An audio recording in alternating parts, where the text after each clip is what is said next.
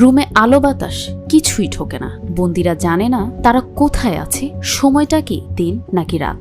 মাঝে মাঝে তাদের নিয়ে যাওয়া হয় ইন্টারোগেশন রুমে। মনে হতে পারে এটা কোনো সিনেমার কাহিনী, না, এটি আয়নাঘর নামক এক ভয়ঙ্কর গোপন কারাগার। আওয়ামী শাসন আমলে বিভিন্ন সময়ে অসংখ্য মানুষকে যেখানে গুম করে রাখা হয়েছিল। হিউম্যান রাইটস ওয়াচ 2021 সালে Where No Sun Can Enter, A Decade of Enforced Disappearances in Bangladesh নামক 57 পৃষ্ঠার এক প্রতিবেদন প্রকাশ করে। প্রতিবেদন অনুযায়ী 2009 সাল থেকে 2021 সাল পর্যন্ত 600 জন গুমের শিকার হয়েছেন। এর মাঝে মারা যান প্রায় ডজন খানেক মানুষ। অনেকেই ফিরে এসেছেন, অনেকের হদিস নেই।